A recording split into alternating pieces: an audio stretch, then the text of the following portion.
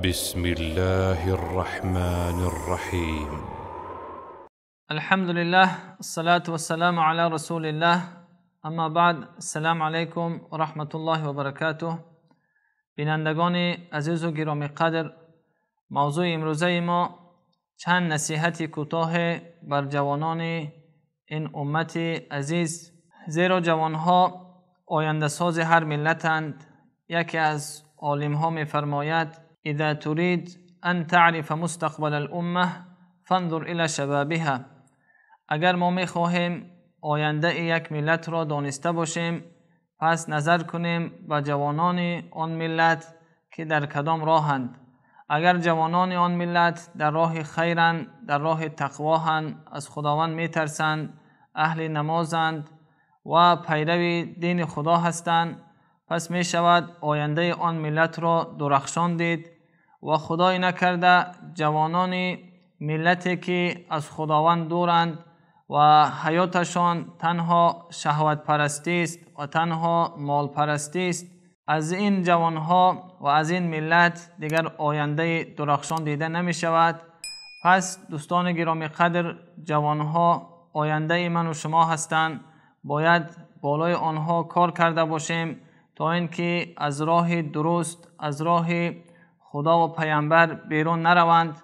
نصیحت من به جوانان این است که حیات خود را باید به مانند حیات حضرت یوسف علیه السلام کنیم، زیرا حضرت یوسف هم در یک حالت قرار داشتند که امروز ما در آن حالت قرار داریم.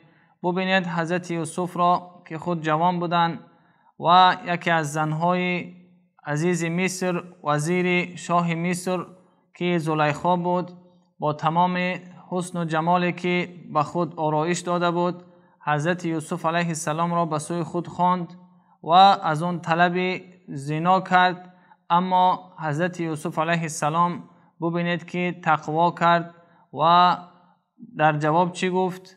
وراودته التي هو في بيتها عن نفسه وغلقت الابواب وقالت هيت لك قال معاذ الله انه ربی احسن مثوای انه لا یفلح الظالمون.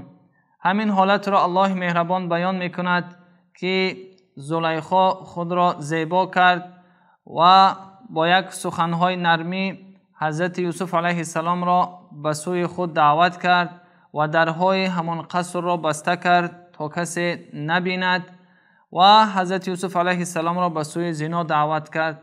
اما ببینید که حضرت یوسف علیه السلام اولین جمله گفتند که من به خدا پناه می طلبم از این عمل زشت.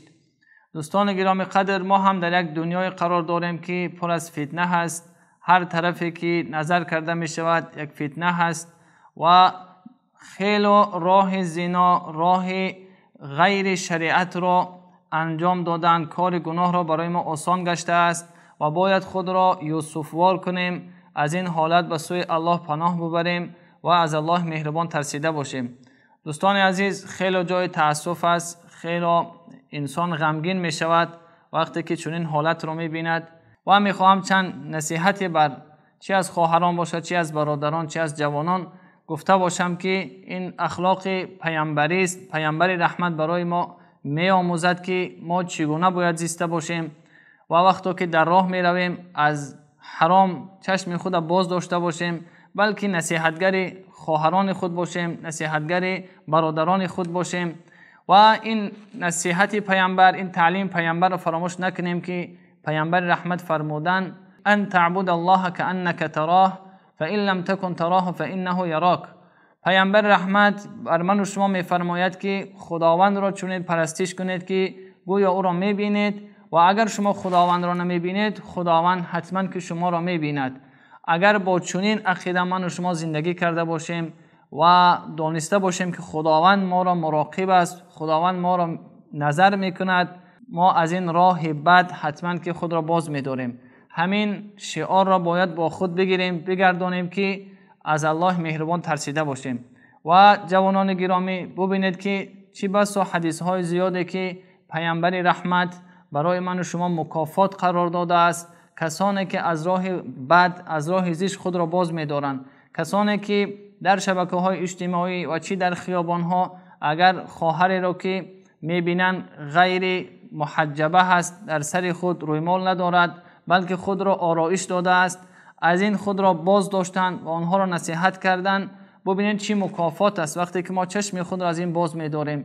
یا اینکه اگر دعوتی کرده می شود جوانی به سوی زنا و خود را باز می‌دارد به خاطر ترس خداوند، الله مهربان پیامبر رحمت بر اون مکافات وعده کرده است و مکافات چنین است. ببینید که در یکی از حدیث‌های صحیح که پیامبر رحمت می‌فرماید سبعة یظلهم الله فی ظله یوم لا ظل الا ظله، 7 طایفه انسان هستند که روز قیامت در زیر سایه عرش خداوندند. و ما میدونیم که روز قیامت چه مقدار روز گرماست، روز تصفان است که این آفتاب به ما خیلی نزدیک می شود و در اون روز 7 طایفه انسان در زیر سایه عرش خداوندند. یکی از این 7 گانه مرد است که اگر زن او را به سوی زنا به سوی بدی میخواند تنها به خاطر ترس خدا از این عمل دست میکشد و میگوید که من از الله مهربان میترسم. جوانان گرامی، این حدیث و این احادیث پیامبر را و این آیاتی که قرآن هم به ما اشاره میکند و حیات حضرت یوسف علیه السلام را برای خود شعار قرار داده باشیم، از این عمل زشت دست بکشیم و نشود که خواهران را به جای این که ما نصیحت کنیم ترغیبی به گناه کرده باشیم و نصیحتگر باشیم که دین ما دین نصیحت است. با نصیحت تا به امروز دین ما به ما رسیده است و ما هم به آینده خود به فرزندان خود شریعت را با نصیحت رسانیده باشیم. دوستان گرامی قدر، تعلیم دیگری که ما میتونیم از دین خداوند بیاموزیم همین است که هر چیزی که خداوند برای ما امر میکند، پیامبر برای ما امر میکند، نیکبختی ما در این دنیا هست. اگر هر نفر نیکبختی میخواهد به این دین خداوند، به این حیا، به این ایمان زندگی کرده باشیم، نیکبخت میگردیم. و نصیحت کوتاهی که به خواهران است، ببینید که دختران حضرت شعیب وقتی که حضرت موسی علیه السلام دیدن با یک حیا نزد او آمدن و همون گوسفندان خود را میخواستند که آب بدهند. با حیا با حضرت موسی علیه السلام صحبت کردند و همین حیای آنها بود که در نتیجه خداوند برای آنها حضرت موسی علیه السلام را نصیب کرد. هر خواهری که از الله میترسد، هر خواهری که حیا را پیشه میکند، هر خواهری که عفت خود را نگه میدارد، حتما که خداوند در مکافات او را نیکبخت میگرداند و اگر شوهر صالح میخواهد خداوند این شوهر را براش نصیب میکند. پس این نصیحت و این درسی که از دختران حضرت شعیب است ما به خود گرفته باشیم و تقوا را پیشه کنیم تا که خداوند در این دنیا و در آخرت ما را سربلند کند.